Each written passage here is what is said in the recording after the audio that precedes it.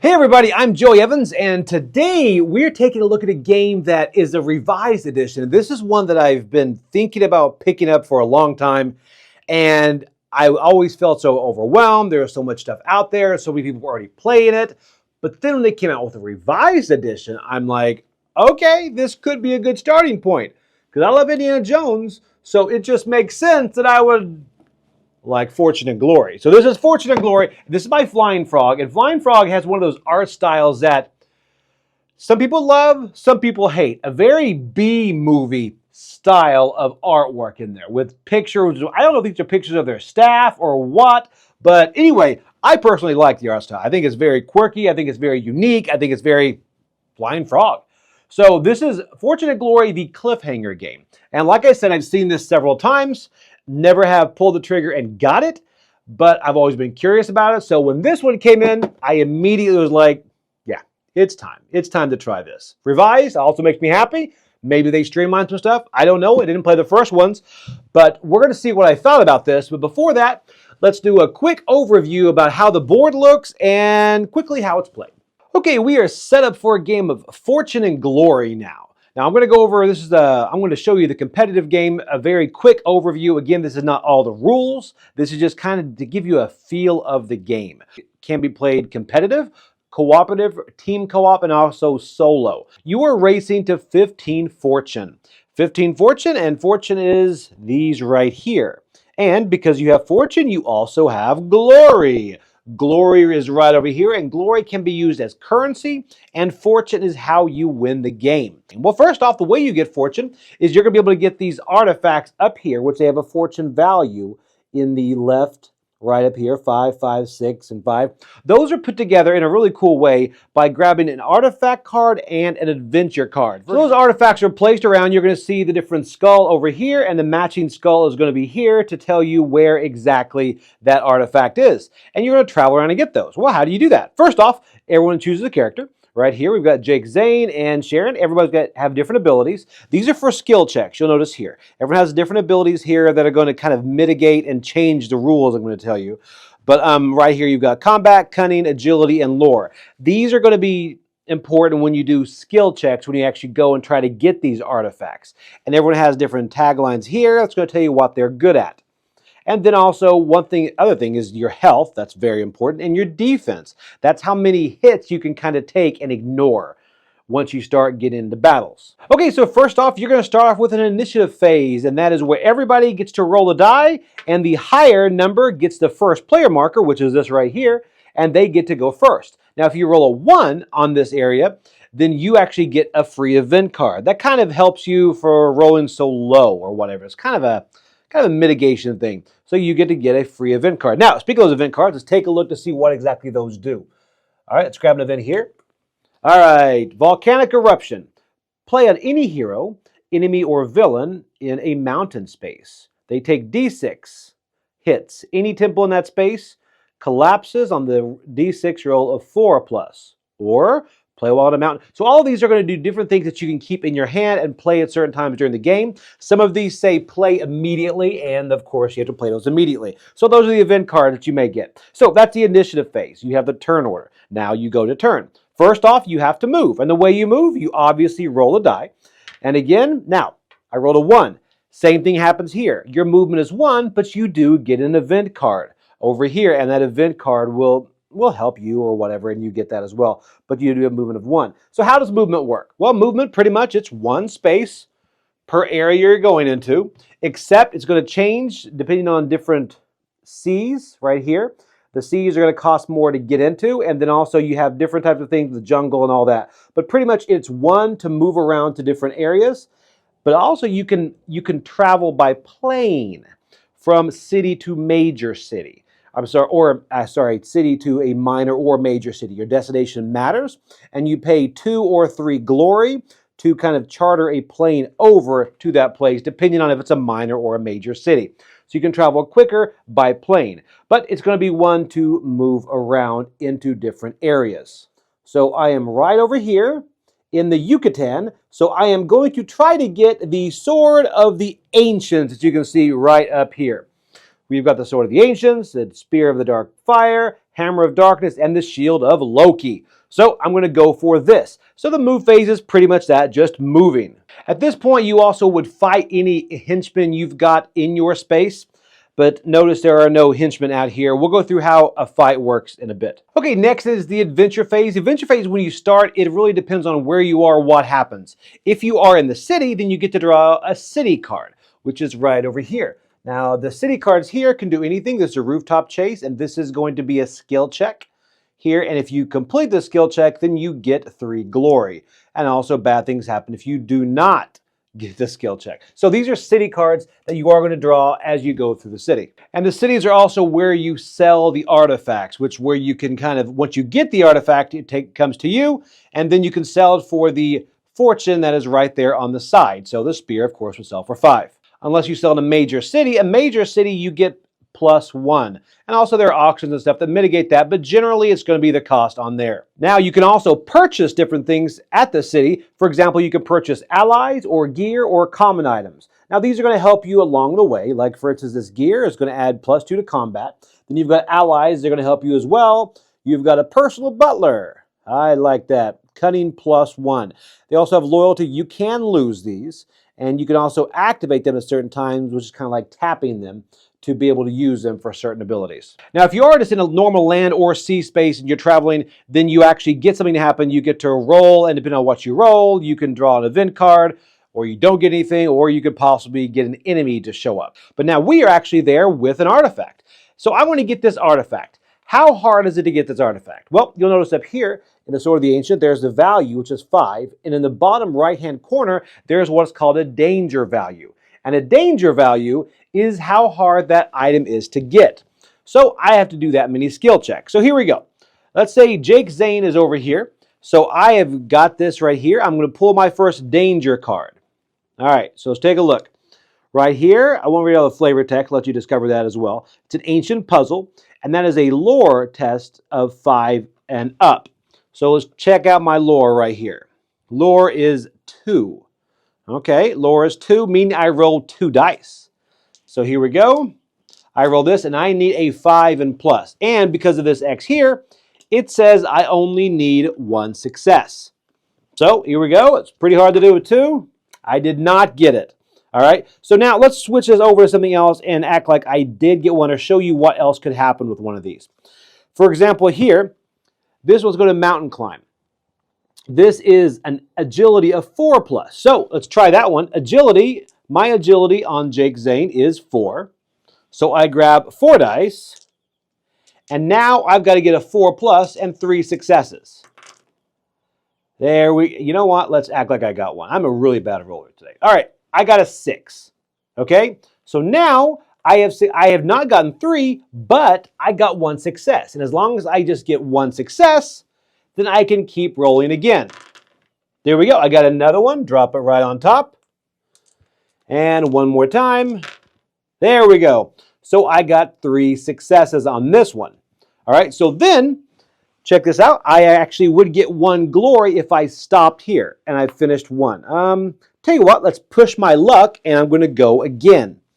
And for this one, this ancient puzzle, we'll say this, and I'll take my old roll that I failed this. Now, if I stopped here, if I did not choose to take this, I would take the 1 glory, be a bit closer to getting the artifact next time.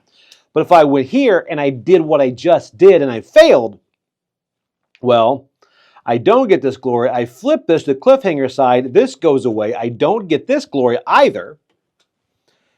And now this cliffhanger happens. Now this cliffhanger has to happen on my next movement phase. It has to be resolved before I move.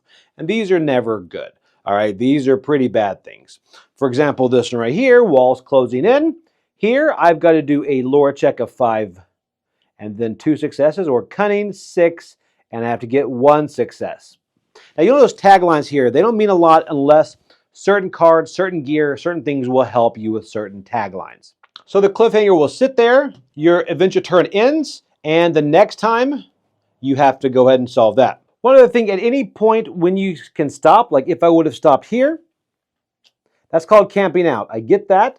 I get the glory for that, but I also can then heal that knight. So if I do happen to have some damage on there, then I can heal that damage. Okay, so speaking of damage, let's go into enemies real quick too. Enemies can show up various times throughout the game. They can show up because of dangers here. They can show up through different things the game will throw at you, different events. They can show up various times. But how do you defeat them? Well, let's say an enemy shows up here. We have got thugs. Just your random thugs. You notice here they have 2 glory for defeating them. And then 4 fight dice, which is how many dice they roll, and their health is a 4. So let's go ahead and have this. So they are going to roll 4 dice, and then you have your combat value right here, which is 4. And you are going to hit on a 4, 5, and 6, and now they're going to have different things. They actually hit only on a 5 or 6. So here we go. Let's roll for them. Boom. And let's roll for me. Wow, I really did some damage on that. So right here, that would be 4. That would actually be enough to kill this person. All right. And this, they actually hit on a 5 or 6, which is a 1 hit from me. So I take a hit. However, take a look at my defense. I get to ignore 1 hit. So I would take 0. But now, of course, if they had 2 6s, I would take 1 hit. And if I only rolled 3, 3 would be placed on top of this guy, and I'd have to then go for another round of combat. And that's how you fight. Now, there's also a way to escape here by rolling different checks here, so you can escape if you don't want to fight, or if you happen to be not be good at combat. So that's how you handle enemies, Nazi enemies, and also villains, which we'll cover in a moment. Okay, so that's a competitive game right there. You've got initiative phase, move phase, adventure phase, and last is the end phase. The end phase is different things will move. The Zeppelin moves over there, which is not here, and that's when the villain activates, which I'm going to mention that in a moment. And then also you can check for victory if somebody has that 15. But you also replenish the artifacts. Any one of those that are taken, more are discovered. And you do that thing where you flip over 2, place them there, and the way artifacts go out is once they're put out up here, you grab a location card, and this is going to tell you where it goes, like this one would go in the Outback. So you're going to grab these 3 cards, create a new artifact and location, and place it on the map. So there's always going to be different choices for you to go to. One other thing I'll mention about the Danger Deck. The Danger Deck looks like this, and actually you don't draw from the top. I only did that for the video, actually. You actually draw from the bottom. That way you don't see it. All right, and they're always kind of placed back on the top when they're discarded. So they're pulled out, and you go ahead and use the dangers that way. That's one thing that I found a bit odd, but you kind of get it once you start playing. Now, one thing too, let me go to the quality of this stuff. The cards on here are a bit, they feel odd. They feel like those plastic cards. They're kind of laminated. It's a very odd feeling, and you either love them or you hate them. Personally, I'm fine. I'm not crazy about them because I find them very hard to riffle shuffle, but I think some people think you should not riffle shuffle anyway, and once you put sleeves on them, it's hard to riffle shuffle anyway. But yeah, so that's what it is as far as quality of the cards. Now, you also have different miniatures that come with this as well. You've got miniatures for, here we go, we've got a Zeppelin here, and you've got different villains here. And you've got different villains here and different henchmen, and you've got temples. Temples are going to be different things that show up, and they work different ways. You have to roll for collapse. Those can collapse, and you kind of pillage them, and you take fortune as you're there. But they're also dangerous to be in because they can collapse. Now, let's mention one other thing I did not mention before, and that is being KO'd. If you are KO'd, if your health ever does go down to 0, then it's not terrible. But what you're going to do is you're going to roll a die to see how much of your fortune and glory and different allies and gears you will lose. You'll lose some of that, and then you next turn will start back at your starting point. And you also have the chance of losing whatever artifacts you have. It's not an artifact, I'm just pointing to something random. But you have the chance of losing an artifact. So you normally would want to sell those before you get KO'd. But KO'd is not terrible. You would just lose some fortune, glory, gears, or something like that. Another thing, too, is villains. Villains can show up in the cooperative mode because we did talk about competitive. Cooperative mode, you get to go ahead. You can fight the mob, or you can also fight some Nazis.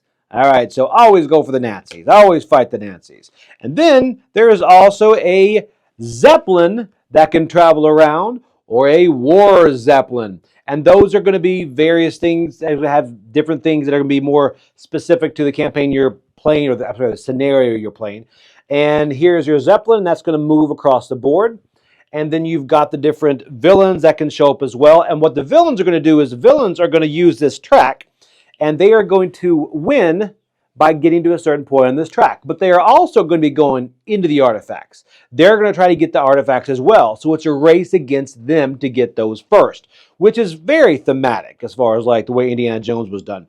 And the villains also in their phase are going to draw different villain event cards. So these right here are going to have different things happen. So those are going to be drawn for the villains. There's an entire villain event deck that's going to come into play then. And then, of course, the villains are going to come into play, just like this. Now, one thing I'll show you here, they have combat, of course. They have search. Well, what is search? Well, search is very interesting because search, at certain times, you're going to need to sneak.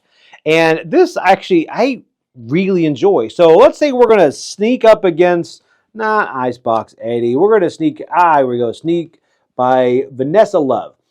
Her search value is 4. So that's how good she is at searching. What you're going to do is you're going to roll 4 die, and you have to say a number, and you have to not get that number. So if I say 2 and I don't roll a 2, I have succeeded. Otherwise, she would find me. We'd have to battle it out. So here we go. I'm going to say 2. Boom, look at that. No 2. We've got a 3, 2, and 3, 5. So no 2. I have successfully snuck past her. So that's a sneak test. Okay, so that is a quick overview about how the game is played. Of course, a lot of the story of this comes in the city cards, event cards, and the theme that is thrown up there with these dangers showing up, and that's what makes the game really shine over the mechanics. Now, it does come with a rule book, which actually breaks everything down into cooperative, competitive. You got your setup. It's also got right here is going to be the co-op. How many players, how much fortune you need, how many villains, all that is spelled out there as well. And one thing I do like they did is on the back, they have got your little legend here, and you also have a glossary. And you are going to spend quite a bit of time at the beginning in this glossary kind of looking back and checking things out. But one thing they do have as well is a quick start rules. So as soon as you open this up, you can just get started playing. Now this doesn't have everything in it. This doesn't have like the buying of certain things and all this, but this kind of gets you started to give you a feel of the game. Okay, so that is a quick overview about how to play the game. Again, that's not everything because this game at its core are very simple rules, but a lot of different things can mitigate that, and it's very simple mechanically up until you start looking at icons, and it kind of can deviate and have like a lot of complexity that comes forward because of the different things you're going to do, different gear you get. So a lot of those things can change. As far as the terrain also could vary depending on what you're looking for. Like jungles work a bit different, things work a bit different, but that is a kind of a quick overview about the game. Now, first off, let's say the fact that it's pretty simple mechanically. Now, I think the charm in this is in the theme. You've got to really immerse yourself in the theme. Like when we play it, first couple times we played it, we really got into it. Then later we started having Indiana Jones stuff, the music on in the background, and that really got us into it. Now let's talk about the different modes of play first. First off, you've got solo, competitive, and cooperative. When I first started playing this, I played only competitive because for me, it sounded like a competitive game. You know, it sounded like you're going for the first one to go for this much fortune. It's like, okay, let's do it. And I'm like, I will never play this cooperative. You know, it's just a competitive game.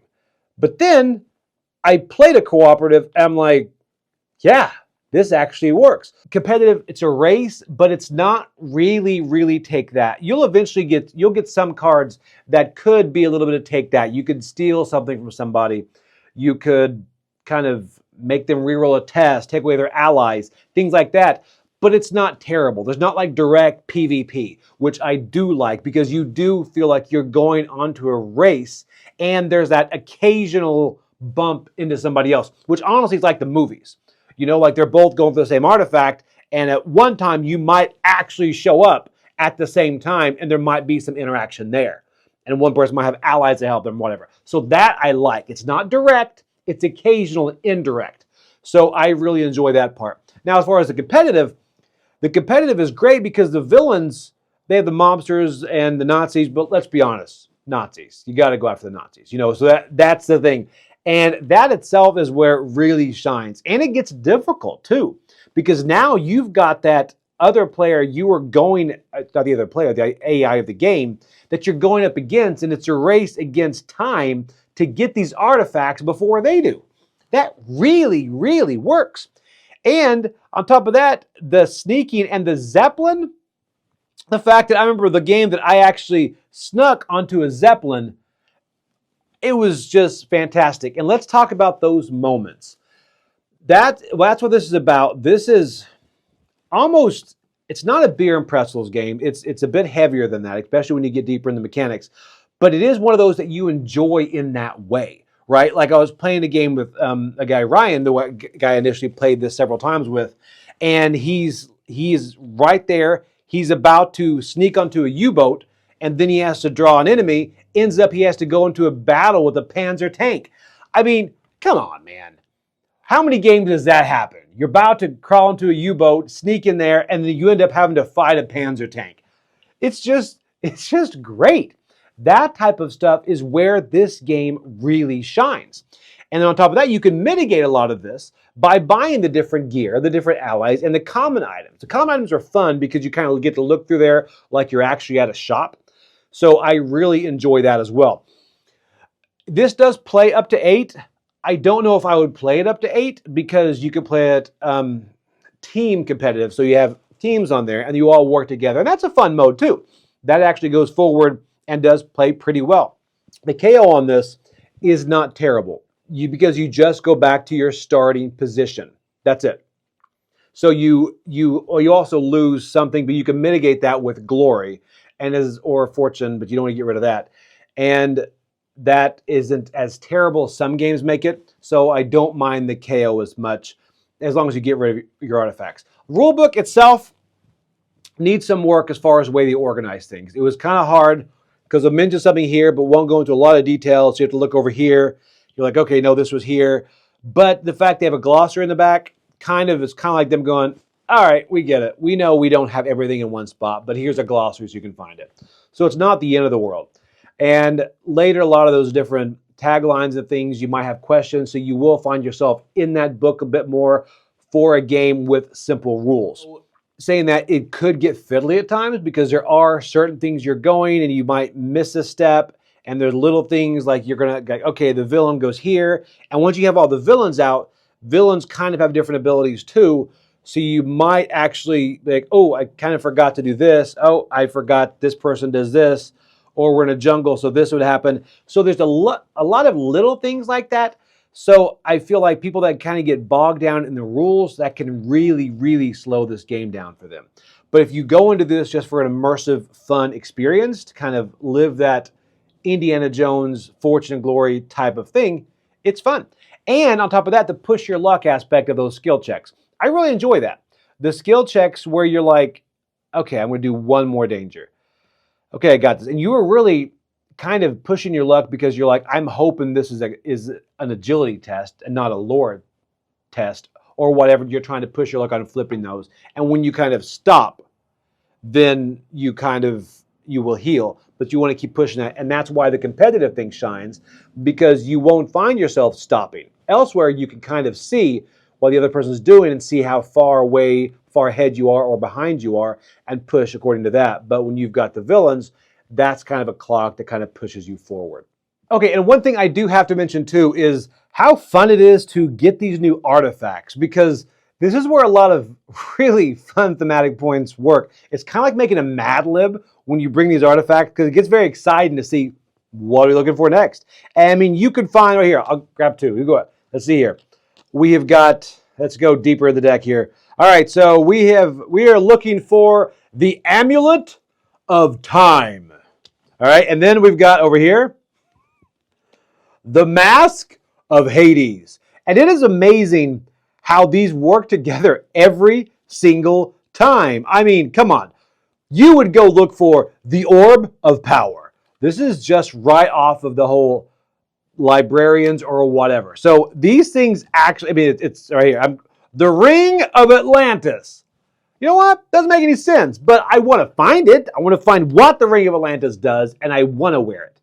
Okay, so all that being said, how do I come down on this game? Well, like I said, I like this a lot. And again, if you're looking for a game that's really heavy mechanics and it's got a lot of those fun cascading or fun mechanisms that you like, this might not be the game for you. But if you're going in and just looking at this as, this is a great story, this is a great fun thing to do that you can do with up to 6, 7, 8 players. I'm coming in at an 8 for this. This game I really enjoyed, and I think I enjoyed it so much with, the guy I played with. We played once, we're like, okay, we'll try this game out. We start to pack it up, and then we keep talking about it the whole time we're packing it up, and we were going to play another game, and we're like, you know what? No, let's run it back and do it again. So then we tried it again cooperatively. And that's what this game does. This game makes you want to kind of dive back in and get those stories, because later you're like, man, I just fought a Panzer tank, right? So it's a lot of that ridiculousness that happens in those Indiana Jones movies and all that, and it happens to you in the game. So that, I think, is this game's charm. And the fact that this is all self-contained in a revised edition. This is very approachable for people. And I think this is not really a gateway game. I think it might be a bit further along than that.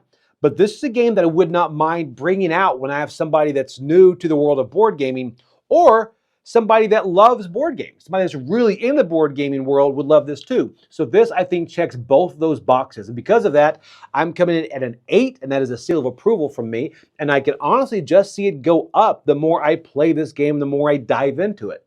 So this is one that you definitely, I think, if you like this type of theme and just story-driven stuff, Fortune and Glory is one to check out. Because first off, look at that. I'm a fan of the artwork. That is great. So, okay, that is Fortune and Glory. I'm Joey Evans, and I'll see you later on the channel.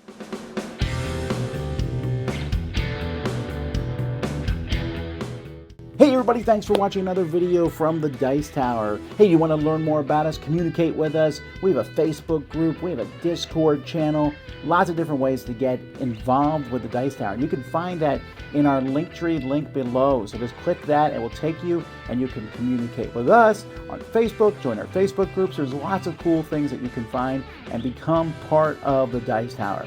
Thanks so much for watching. I'm Tom Vasel.